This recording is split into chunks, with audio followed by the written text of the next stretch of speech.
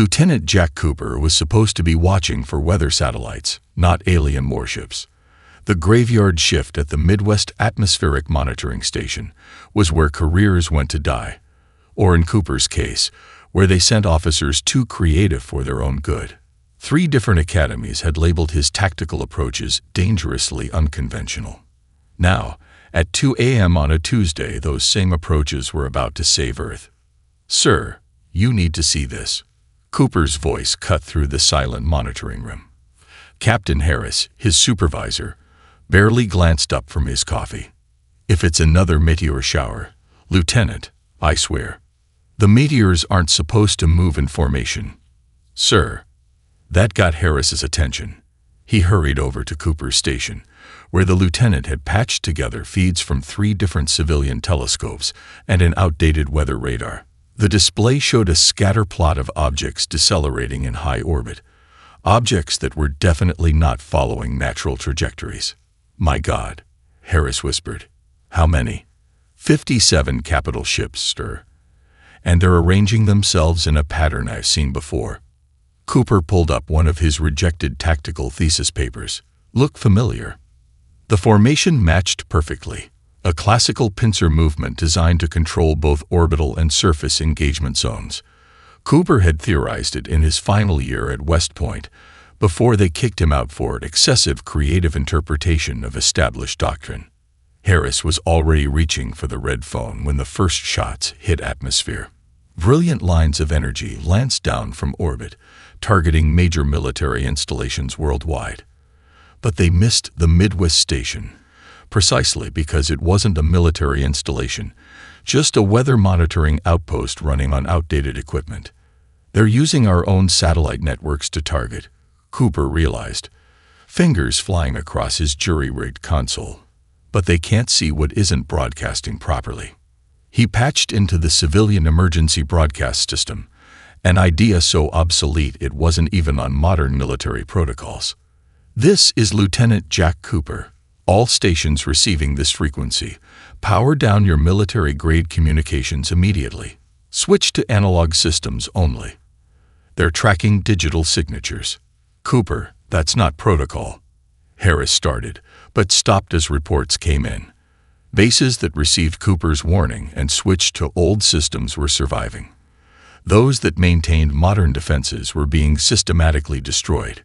In orbit, General Zokrix of the hegemony watched with growing confusion as his perfect first strike began to fail.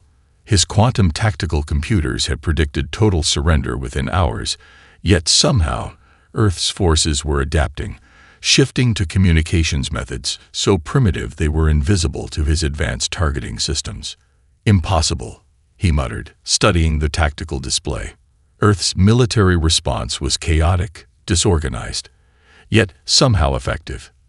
Their very primitiveness was becoming an advantage, forcing his ships to target individually instead of through automated systems. "My lord," his second-in-command reported, "we've traced the source of the strategy shift. A single human, operating from an obsolete monitoring station." Zokrix enhanced the image of Cooper's facility. "Show me this human." The feed showed Cooper working frantically, rerouting civilian communications to coordinate a defense network that shouldn't have been possible with such primitive technology. His methods defied every tactical doctrine in the hegemony's vast database. "Fascinating," Zokrix whispered. "They've survived our first wave not through superior technology, but through its absence. This lieutenant, he thinks like no warrior I've encountered in 3 centuries of conquest." The general made a decision that would change the course of human history. "Prepare the combat simulation chamber. I wish to test this human's abilities personally."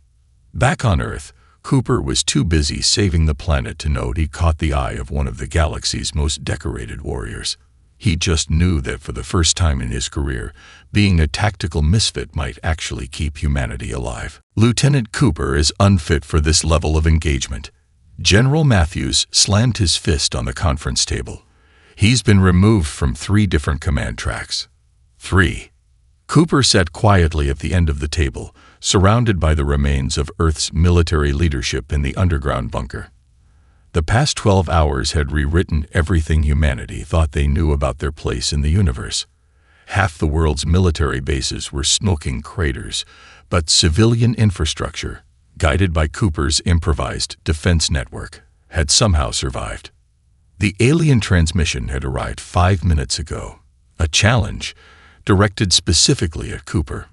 The human known as Lieutenant Jack Cooper will face me in the sacred combat simulation, the hologram of General Zuckrixt had announced.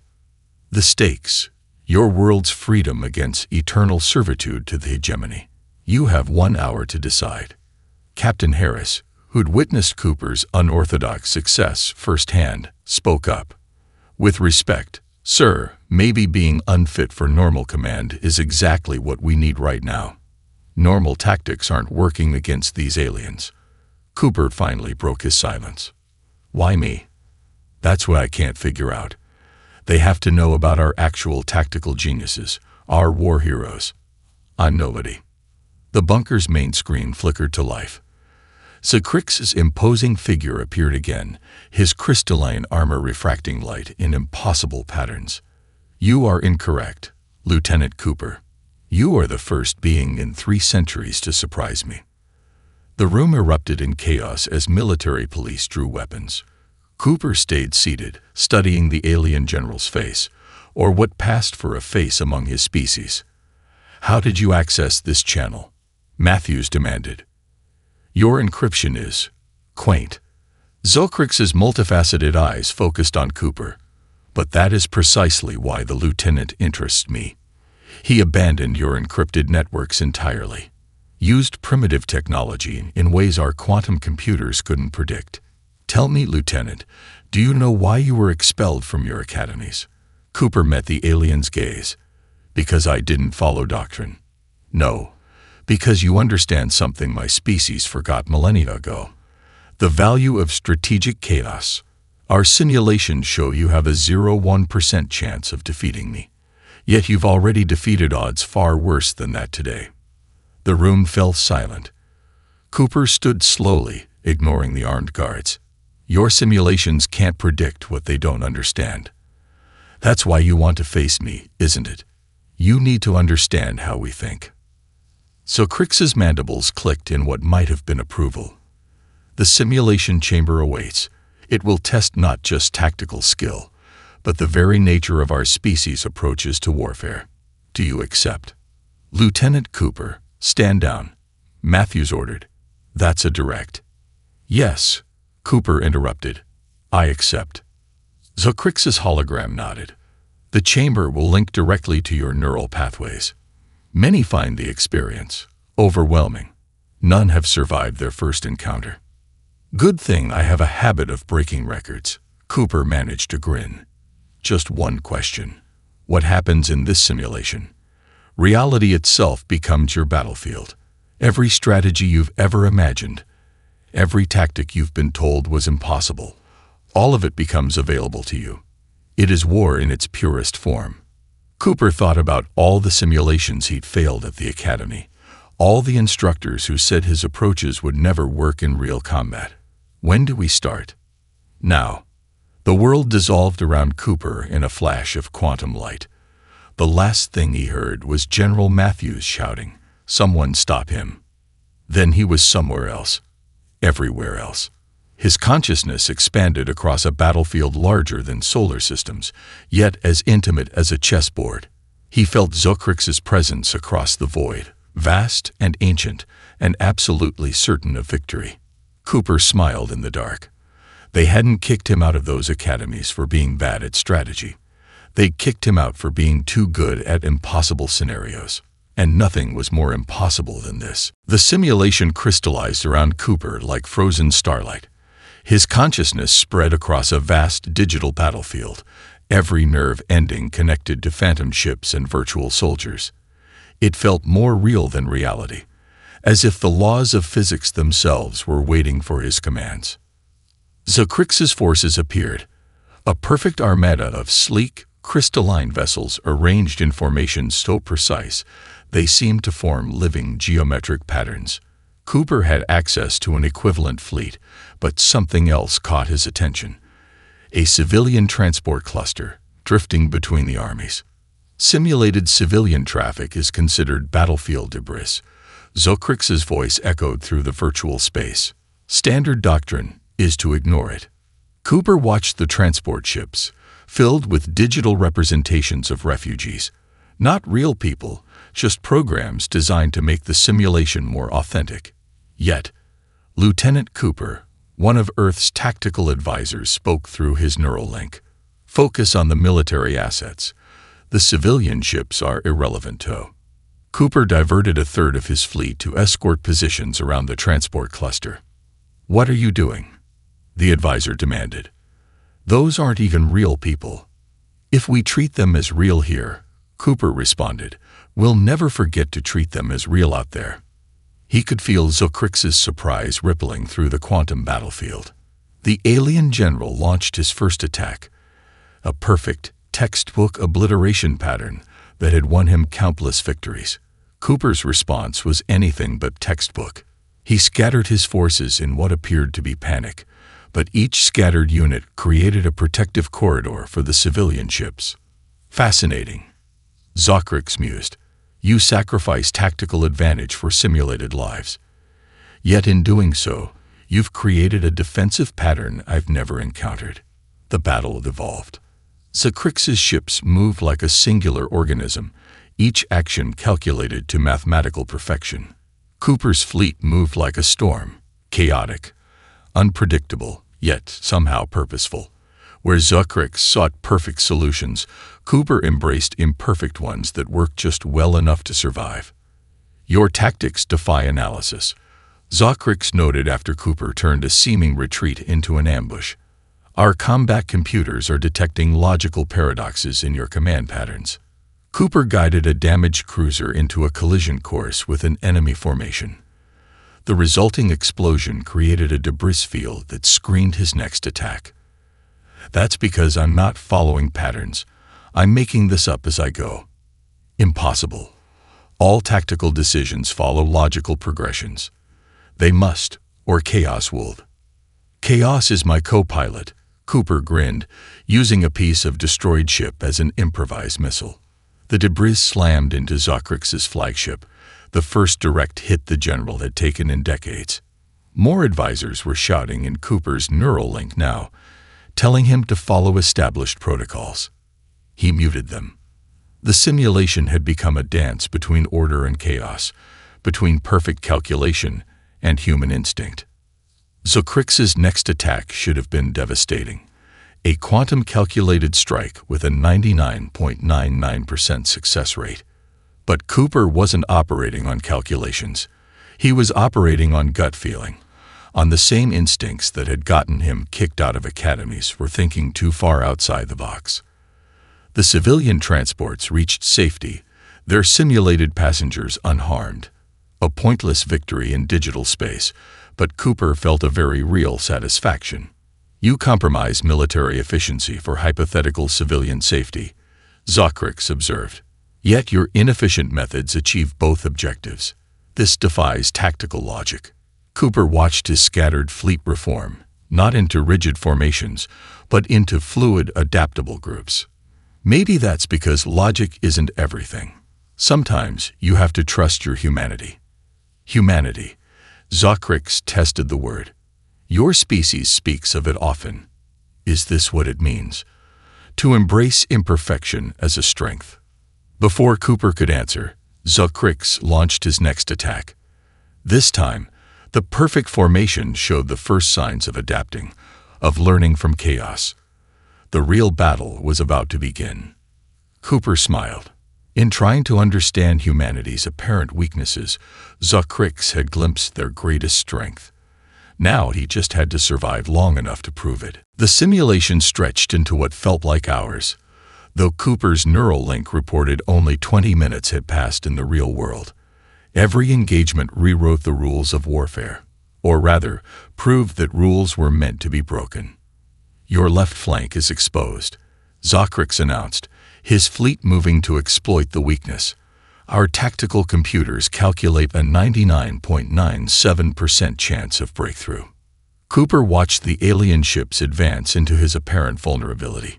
You know what humans say about counting chickens before they hatch. I do not understand the reference to avian. Cooper sprung the trap. The exposed flank was actually 3 layers deep of overlapping fields of fire, hidden by carefully modified sensor readings. Zocrix's perfect formation scattered as ships were caught in crossfire from seemingly impossible angles. Impossible, Zocrix breathed. You deliberately projected false weakness. I did what any rookie would do, Cooper replied, his forces pressing the advantage. I guessed what I'd do if I thought I couldn't lose. Then I planned for that. The battle shifted into higher dimensions as Zocrix deployed quantum weapons, weapons that could literally rewrite the laws of physics in localized spaces. Cooper countered by refusing to fight where the laws of physics apply at all, using the quantum distortions themselves as cover. Your methods. Zocrix's voice carried an unfamiliar tone. Frustration. They appear random, yet achieve precise results. Our prediction matrices cannot. That's your problem right there, Cooper interrupted, sending a damaged destroyer into a spin that somehow became a perfect attack vector. You're trying to predict the unpredictable. We humans call that a losing game. Zocrix's response was to deploy his elite guard, ships so advanced they could calculate and execute attacks faster than human consciousness could process. Cooper watched them approach with a mix of awe and determination. These units have never known defeat, Zocrix declared. Their tactical systems are beyond. Hey, did you know humans used to fight wars with just rocks and pointy sticks? Cooper asked conversationally, even as he orchestrated a complex series of maneuvers. We've been improvising ways to survive since before we invented fire. The elite guard's perfect formation encountered something they'd never faced before: organized chaos. Cooper's ships moved in patterns that looked like mistakes until the very moment they became brilliant strategies. Each time the guard's quantum computers predicted an outcome, Cooper's forces would do something so illogical it broke the predictions entirely. Your ships, Zocrix observed. They move like we're making it up as we go. That's because we are. Cooper grinned as he turned a seemingly suicidal charge into a devastating flanking maneuver. Humans have a gift for that. The elite guard's formations began to show signs of strain. Their perfect calculations couldn't account for moves that defied calculation itself. Cooper pressed his advantage, not through superior firepower or technology, but through sheer unpredictability. In 3 centuries of warfare, Zocrix said, I have never seen such. Chaos becomes strategy. That's humanity's secret weapon, Cooper replied, orchestrating what appeared to be a complete retreat. We don't just adapt to chaos. We weaponize it. The retreat suddenly transformed into an all-out assault from 6 different vectors simultaneously. Zocrix's elite guard, for the first time in their existence, found themselves in complete disarray. Your tactics. Zocrix's voice held a new note of respect. They are like music written in a key that has never existed before. Cooper watched as his apparent mistakes transformed, one by one, into strategic advantages. Maybe that's why you can't predict them. You're looking for perfection in a universe that runs on beautiful imperfection. The simulation blazed with quantum fire as both sides committed to all-out engagement. Zocrix's perfect formations began to show signs of adaptation, learning to bend rather than break against the storm of human chaos. The real test was about to begin. Cooper could feel it in his virtual bones. The warm-up was over. Now they would see if humanity's embrace of chaos could truly overcome millennia of perfect calculation. In the neural simulation, Cooper sensed something shifting in Zocrix's tactics. The alien general's perfect formations began showing microscopic imperfections, signs of frustration bleeding through quantum calculations. That's when Cooper decided to try something truly human.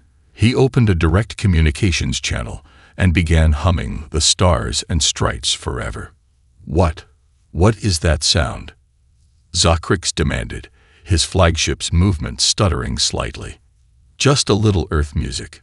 We used to play it during battles. Cooper shifted the tune to When Johnny Comes Marching Home. timing his fleet's attacks to the rhythm, helps keep morale up. Zokrix's tactical display erupted with error messages as his computers tried to find the strategic significance of the humming. This is not proper combat protocol. You know what else isn't proper protocol? Cooper maneuvered 3 damaged cruisers into a triangle formation. The cruisers executed a maneuver that looked like a Baroque dance, their damaged sections somehow combining to create a perfect defensive screen. All while Cooper continued humming, switching to Battle Hymn of the Republic. Your sound patterns. Zokrix's voice carried an edge of something very much like panic. They align with your tactical movements, yet follow no logical progression. Our systems cannot. That's the point. Cooper interrupted, launching a series of attacks that seemed to follow the song's rhythm. Humans don't always need logic. Sometimes we just need a good beat. Zokrix's legendary composure finally cracked. His next attack was brutal, aggressive, and flawed. The perfect formations of the hegemony fleet broke apart as their commander let emotion override calculation for the first time in centuries. You will cease this chaos, Zokrix commanded, his ships launching a barrage that would have been devastating if it hadn't been so predictable. Cooper's fleet danced through the barrage, still moving to the rhythm of Earth's martial music. Now you're getting it. Fighting with feeling instead of just numbers. How does it feel? It feels. Zokrix paused, his fleet regrouping into a formation that was almost, but not quite, perfect. It feels alive. The battle transformed. Zokrix's attacks became hybrid things, part calculation, part instinct. Cooper had achieved his real goal, making the perfect general improvise. Your tactics, Zokrix noted during a brief lull. I believed you were simply being random. But you were learning my patterns while appearing chaotic yourself. Cooper smiled, shifting his humming to anchors away as he repositioned his fleet. Best way to understand an opponent is to make them think you don't understand anything at all. Zokrix's own officers were now questioning his commands, their neural links flooding with confusion as their undefeated leader showed signs of emotional response. General, one of his subordinates transmitted, your orders do not align with tactical doctrine. Doctrine. Zokrix cut them off. Does not account for this humans. Music. Cooper pressed his advantage, not just tactically but psychologically. His apparently random attacks had been building a pattern, not one that computers could detect, but one that played on Zokrix's newly awakened instincts. You know what humans love most about music, General? Cooper asked, his fleet executing a complex maneuver that looked like a cosmic waltz. It's not the notes themselves. It's the spaces between the notes. Zokrix's response was almost human in its frustration. You speak in riddles while conducting warfare. That's because war isn't just about winning. Cooper's forces shifted again, each movement setting up 3 future possibilities. It's about understanding. And right now, you're beginning to understand humanity's greatest strength. Which is, we don't just accept chaos, Cooper said, as his fleet moved into the final position of his trap. We embrace it. We sing to it. We dance with it. And sometimes, the trap sprung, catching Zokrix's forces in a web of their own predicted responses. Sometimes, Cooper finished, we let it teach us how to win. Zokrix stared at his tactical display, watching as centuries of perfect doctrine crumbled before human improvisation. For the first time in his long life, the general felt something new. The exhilarating uncertainty of not knowing what would happen next. Deep in the quantum simulation, Cooper watched as Zokrix's fleet regrouped. The alien general's tactics had evolved, no longer purely mechanical, but not quite human either. Something new was emerging. Your species, Zokrix transmitted, his voice carrying an unfamiliar tone of wonder. You build entire civilizations on uncertainty. How do you bear it? Cooper guided his fleet through a series of deliberate feints. Same way we bear anything. We hope for the best, plan for the worst, and make it up as we go along. Make it up. Zocrix tested the phrase. Your entire species improvises existence. Watch this. Cooper deliberately piloted his flagship into what appeared to be a perfect trap. Zocrix's forces moved to encircle him, their quantum calculations predicting a 100% chance of victory. That's when Cooper's ship did something impossible. It stopped fighting completely. What is this? Zocrix demanded. Some new strategy. Nope. Just trust.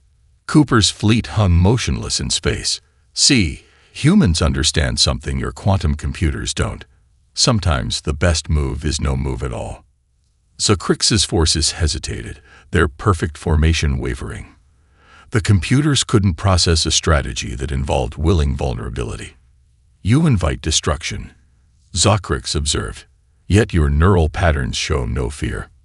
Because this isn't about military strategy anymore, Cooper replied. It's about understanding each other. You've spent centuries perfecting the art of victory. We've spent millennia perfecting the art of survival. The simulation rippled as Zocrix processed this. His fleet, poised for the kill, remained frozen. Your civilization, Zocrix said slowly, it operates without certainty of success. Every single day. Cooper smiled. When humans launched our first spacecraft, we had no guarantee it would work. When we split the atom, we weren't sure we wouldn't blow up the world. Every major breakthrough in human history came from someone taking a leap without knowing if they'd land safely. Zocrix's tactical display flickered as it tried to compute this approach to existence. Yet you advanced. You survived. Better than survived. We thrived. Cooper's motionless fleet began to emit a strange energy signature, not weapon-based, but something else. Want to know our secret? The energy signature resolved into data. Earth's history. Zocrix watched as humans evolved from cave-dwelling primitives to spacefaring civilization, every step marked by uncertainty, failure, and ultimately, adaptation. Your progress, Zocrix marveled, it's built on failure. On learning from failure, Cooper corrected. Each time we fall, we get back up knowing more than we did before. Your civilization perfected itself into a corner, General. You've forgotten how to grow. The simulation hummed with tension as Zocrix's fleet finally began to move, not to attack, but to mirror Cooper's vulnerable position. You demonstrate wisdom, Zocrix acknowledged, by showing weakness. Not weakness, Cooper said. Trust. The same trust we put in every scientific experiment, every new invention, every first contact with an alien species. The trust that even if we fail, we'll learn something valuable. Zocrix's next words carried the weight of centuries. The hegemony. We have not learned anything truly new in generations. We simply perfect what we already know. Then maybe it's time to try something new. Cooper finally moved his fleet, not to attack, but to form a pattern that mirrored Zocrix's forces, a dance of equals rather than opponents.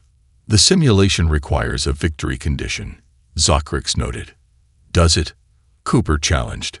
Or is that just another assumption waiting to be questioned?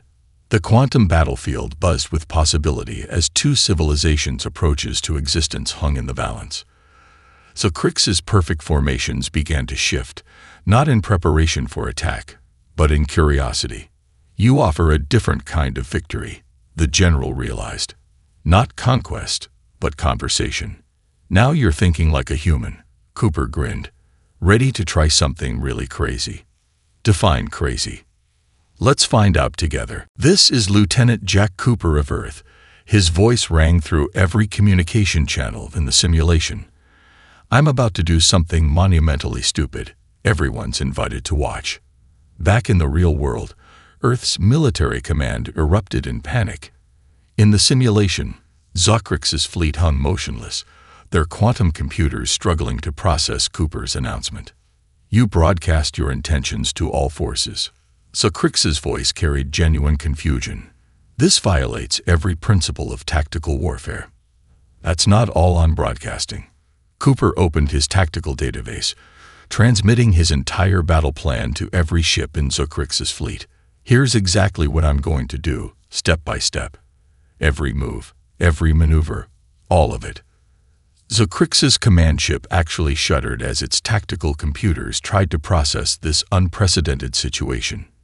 This is madness. No, Cooper smiled, his fleet beginning to move exactly as the transmitted plans indicated. This is humanity in a nutshell. We're going to win by telling you exactly how we're going to win. The hegemony's fleet froze in computational paralysis. Their quantum systems began analyzing the battle plan, calculating counter-strategies, then calculating counter-strategies to those counter-strategies. Each level of analysis spawned exponentially more possibilities. Your plan, Zokrix observed, his fleet still immobile. It appears purely straightforward. Yet our systems calculate a 99.99% probability that it contains hidden complexity. Or maybe, Cooper suggested, his ships moving into their first predicted positions. It's so simple that its simplicity becomes the perfect disguise. Zokrix's elite units began reporting system failures as they tried to determine whether Cooper's plan was a bluff, a double bluff, or something even more elaborate. The sheer audacity of broadcasting true intentions had created a logical paradox their computers couldn't resolve. You cannot expect us to believe you would simply attack exactly as I said I would. Cooper's fleet executed their announced maneuver perfectly. That's exactly what I expect. Because you can't handle the idea that someone would just tell the truth about their strategy. The simulation crackled with quantum energy as Zokrix's forces tried to respond. But each response had to be calculated against the knowledge that Cooper knew they would calculate it. The perfect tactical loops began to break down. Your strategy, Zokrix realized, it weaponizes our own perfection against us. Cooper's fleet continued their predicted path, each move exactly as announced. Humans have a saying, sometimes the truth is the best disguise. Zokrix's command ship launched a desperate counterattack, trying to break free from the paralysis of overanalysis. But Cooper's fleet was already there, exactly where he'd said they would be, turning the counterattack into a trap. But how? Zokrix demanded as his ships fell into position exactly as Cooper's broadcast had predicted. Even knowing your strategy, we cannot prevent it. Because you spent so long looking for the trick, Cooper explained, his forces executing the final movements of his announced plan, that you forgot the most important rule of human warfare. Which is, sometimes there is no trick. Cooper's fleet completed their maneuver, encircling Zokrix's paralyzed forces exactly as the broadcast had detailed. Sometimes the crazy plan is exactly what it appears to be. The simulation rippled as Zokrix's perfect tactical systems finally overloaded, unable to resolve the paradox of a strategy that succeeded precisely because it had been revealed. Victory, the simulation announced, achieved through unprecedented tactical approach. Operation Complete Transparency. Zokrix's holographic form appeared before Cooper's. In all my centuries, I never conceived that victory could be achieved through honesty. That's because you've spent too long thinking of warfare as a game of perfect deception, Cooper replied. Sometimes the boldest strategy is just telling the truth and watching everyone drive themselves crazy trying to find the lie. The simulation began to fade, its quantum energies dispersing. But before it ended, Zokrix spoke one last time. Lieutenant Cooper, the general said, I believe I finally understand why they called you dangerous. You do not break the rules of warfare. You prove they never truly existed at all. The quantum simulation dissolved, reality reasserting itself in the underground bunker. Cooper blinked, his neural connections tingling as they disconnected from the virtual battlefield. Around him, Earth's military command stood frozen, staring at the main display. General Zokrix's hologram materialized, his crystalline form seeming somehow different, less rigid, more alive. Without a word, the alien general lowered himself to one knee. In 3 centuries of warfare, Zokrix announced, his voice carrying through every military channel worldwide, I have never knelt before any being. Today, I kneel not in submission, but in recognition. Cooper stepped forward, still slightly dizzy from the simulation. Please, stand up. This isn't about winning or losing anymore. No, Zocrix agreed, rising. It is about evolution. Lieutenant Cooper has shown me something the hegemony lost eons ago. The courage to embrace imperfection. General Matthews cleared his throat. So, Earth is safe. Earth, Zocrix's mandibles clicked in what might have been amusement, is far more than safe. It is essential. He turned to Cooper. Your tactics in the simulation, they should not have worked. Every quantum calculation proved them impossible. Yet they succeeded precisely because they were impossible. That's humanity's special talent, Cooper shrugged. We specialize in doing the impossible, usually because nobody told us it was impossible in the first place. Zocrix's hologram expanded, showing the hegemony fleet rearranging itself from attack formation into a ceremonial pattern. The founders of our empire left a warning we never understood until now. They spoke of the beautiful danger of human chaos. We thought it meant humans were a threat to be contained. And now, Cooper asked, now I understand it was a reminder of what we had lost. Your species does not just survive chaos. You harness it, create with it, dance with it. Zocrix's form shifted, displaying complex mathematical patterns that somehow incorporated random elements. You have achieved in millennia what we could not in eons. Progress without perfection. The bunker erupted in murmurs as Zocrix transmitted a new message. By my authority as military commander of the hegemony, I hereby propose Earth's admission to the Galactic Council, not as subjects, but as teachers. Teachers. Matthews sputtered. We're centuries behind your technology, yet light years ahead in adaptation. Zocrix countered. Lieutenant Cooper, the Hegemony War College has never had an instructor who was not of our species. Would you consider becoming professor of human chaos theory? Cooper blinked. You want me to teach aliens how to think like humans. I want you to teach us how to think again at all. Zocrix's hologram displayed scenes from their battle. Your methods prove that perfection is a dead end. We need to relearn uncertainty, creativity, adaptation. We need to relearn how to grow. Cooper looked around the room, at the generals who had kicked him out of their academies, at the commanders who had called his tactics dangerous. They were all smiling now.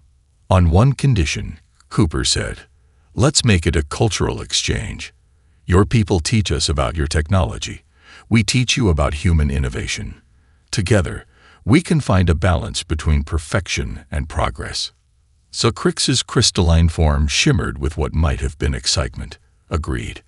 Though I warn you, some of my people will resist learning such chaos. Then we'll start with something simple. Cooper grinned. Ever heard of jazz music? The general's confused expression was answer enough. As Earth's leaders began drafting formal diplomatic responses, Cooper looked out the bunker's window at the stars above. Somewhere up there, a race of beings who had perfected everything was about to learn the perfect imperfection of humanity. Lieutenant, Zocrix said softly, you have given us back our future. No, Cooper replied, watching the alien fleet rearrange itself into a pattern that was just slightly, beautifully imperfect. I just reminded you that the future is always uncertain, and that's exactly how it should be. The stars seemed to twinkle in agreement, their ancient light dancing with the beautiful chaos of possibility.